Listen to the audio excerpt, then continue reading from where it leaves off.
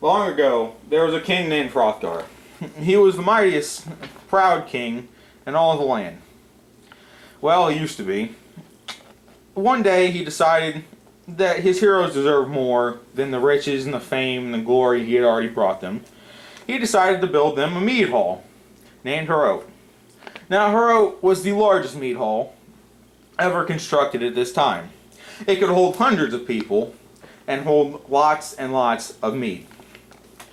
Now, there were huge parties at this mead hall, and they went sort of like this.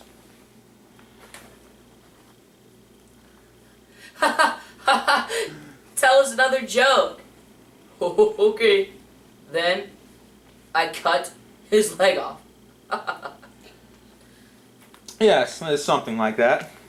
Now, these parties, they were massive, they were happy. Everybody was having a good time. Except for one monster lurking in the woods named Grendel. I'm so sad and depressed. Nobody loves me. And they're over there having the time of their life. Ooh, yeah, having fun. It makes me angry. So angry that I just want to kill them all. Yeah, he got pretty angry. Now, the reason he got angry is because everybody was being happy except for him. They excluded him from the party, and it was a classic, I don't like those people because they don't like me. So, what he proceeded to do was, in the early morning, after everybody had passed out in every imaginable place, he broke into the mead hall and proceeded to slaughter everyone in there. Now, this had happened 12 years prior to the present day. And in the present day, for 12 years, Grendel has been terrorizing Heorot. It's not so much he destroys the building, or that he kills people during the day. It's if anybody sleeps in Heorot. Now, Heorot goes abandoned at night, and a hero named Beowulf has heard about the troubles of this kingdom. And he has decided to help, seeing as his father knew King Hrothgar back in the day when they were both experienced fighters. Now, Beowulf, wanting to help Hrothgar because he was a mighty hero and it was for glory and such, decided to take 30 of his men and go over to Heorot and help out King Hrothgar. So they land on his kingdom, and a watchman comes and talks to them and says, "Who are you, and why should I not alert everyone in the village?" And Beowulf, being the prince that he is, could have said something snotty like, "Get out of my way, peasant," or just straight up stabbed him for being insolent. But he takes the high road and just goes with his credentials, goes, "I am the prince," or I am a hero, and I am here to solve your Grendel problem."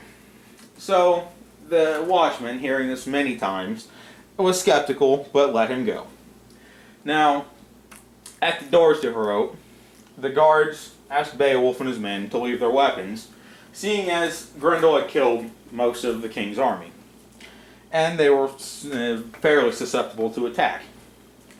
So, they do as he asks, as you know, as you would. Beowulf understands how someone would want to be treated in their own kingdom, castle, and such. So, Beowulf goes in, and King Hrothgar recognizes him, and Beowulf vows to either kill or die at the hands of Grendel. And King Hrothgar gives him an out. He kind of says, "You don't have to do this if you don't want to." And Beowulf, a second time, vows to kill or be killed by Grendel. Now, you skip to that night when Beowulf and his men have laid a trap for Grendel. Beowulf and his 30 men, the 30 men being all armored up and having all their gear, And Beowulf, having set aside everything, he's only in his normal dress clothes, his normal everyday, his linens and such, and he is awake during this whole time. His men, however, go to sleep. Now, Grendel breaks in, and doing what he's been doing for years now, picks up the nearest man, tears him in half, and eats him. So Beowulf, watching this whole thing, decides that it would not be a good idea to face this monster with a weapon, seeing as he has none of his own. So, Grendel sees Beowulf awake and rushes him. He grabs Beowulf, and Beowulf grabs him back. Now, normally, Grendel would not be alarmed by this. This is not a big deal, a human grabbing his arm. But this human has the strength of at least 30 men, and is holding Grendel to the point that Grendel is scared. So Grendel screams and tries to back away, pulling Beowulf up with him. Now, at this point, all of Beowulf's men are awake, and they're trying to help their comrade, their prince, by stabbing at Grendel. Now, their weapons cannot pierce his hide.